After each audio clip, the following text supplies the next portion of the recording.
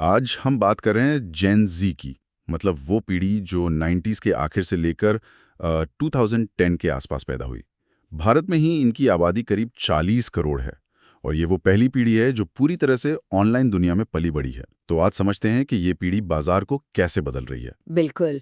और ये बहुत दिलचस्प है क्योंकि हम सब सोचते हैं कि जो पीढ़ी हमेशा फोन पर रहती है वो सब कुछ ऑनलाइन ही खरीदती होगी। हाँ, यही तो लगता है। पर क्या सच में ऐसा है या कहानी में मतलब कोई ट्विस्ट है? आज इसी की तह तक चलते हैं। चलिए फिर सबसे बड़े ट्विस्ट से ही शुरू करते हैं। हमारे पास जो आंकड़े हैं वो काफ़ी हैरान करने वाले हैं। अच्छा। अमेरिका हो या भारत, लगभग 80% जेनजी कपड़े खरीदने के लिए मॉल या दुकान जाना पसंद करती है। 80%। हाँ, ये सुनने में बिल्कुल उल्टा लगता है ना। बिल्कुल। जो पीढ़ी फोन से चिपकी रहती है वो असल में शॉपिंग के लिए बाहर जाना क्यों पसंद करती है? इसके पीछे दो तीन वजहें हैं।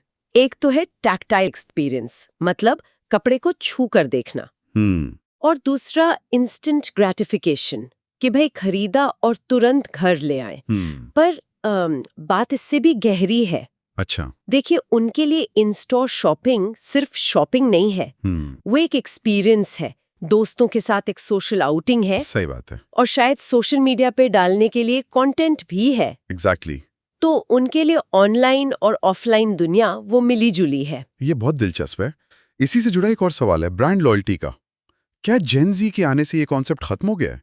खत्म नहीं हुआ है, पर हाँ, इसके मायने पूरी तरह बदल गए हैं। कैसे?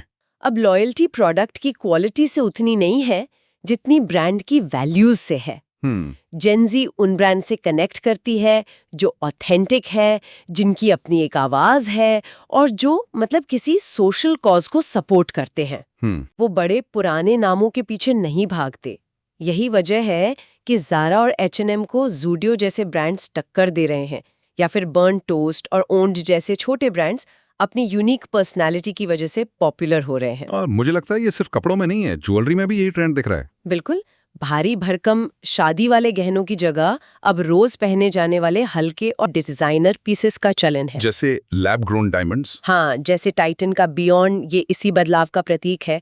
ब्लू स्टोन और कैरेटलीन जैसे ब्रांड्स ऑनलाइन डिस्कवरी और AR ट्रायॉन्स जैसी टेक्नोलॉजी से तेजी से बढ़ रहे हैं। अच्छा, टेक्नोलॉजी की बात हुई तो सोशल मीडिया की भी करते हैं। आजकल कोई भी चीज मतलब रातों रात ट्रेंड करने लगती है। सही बात है। स्टैनली कप्स हो, माचा टी हो या फिर ये लाबूबू कलेक्टिबल्स, ये सब क्या है? ये सोशल मीडिया की असली ताकत है।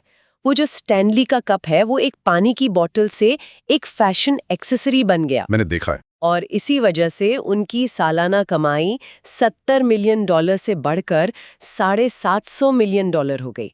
कमाल है। और ये लाबूबू कलेक्टिबल्स?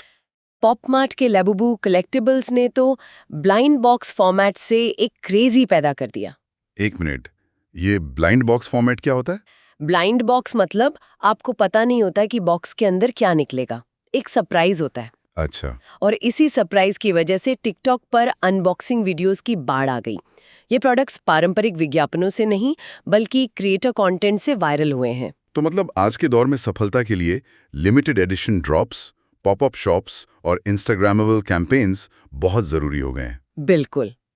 कुल मिलाकर हम मास मार्केट से हटकर प्रीमियम, पर्सनलाइज्ड और एक्सपीरियंस ड्रिवन प्रोडक्ट्स की तरफ एक बड़ा बदलाव देख रहे हैं।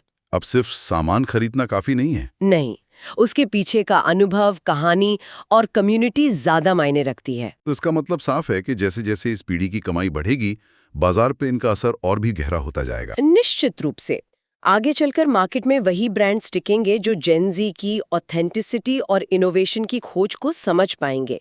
उपभोग का भविष्य जेन ज़ी के वैल्यूज पर भी चलेगा। तो आज की चर्चा से ये तो साफ है कि जेन ज़ी सिर्फ एक नया कस्टमर ग्रुप नहीं है, ये खरीदारी के पूरे तरीके को ही मतलब नए सिरे से लिख रहे हैं। वो डिजिटल हैं पर फिजिकल एक्सपीरियंस को भी एंजॉय करते हैं।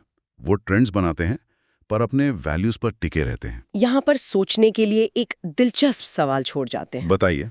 जब एक पूरी पीढ़ी ओनरशिप से ज्यादा एक्सपीरियंस को महत्व दे रही हो तो कंपनी अपने प्रोडक्ट्स को बेचेंगी कैसे? शायद भविष्य में लोग सिर्फ एक चीज नहीं खरीदेंगे बल्कि उससे जुड़ी कहानी, समुदाय और एहसास के लिए पैसे देंगे। म्यूचुअल फंड निवेश बाजार जोखिमों के अधीन है। योजना से जुड़े सभी दस्तावेजों को ध्यान से पढ़ें।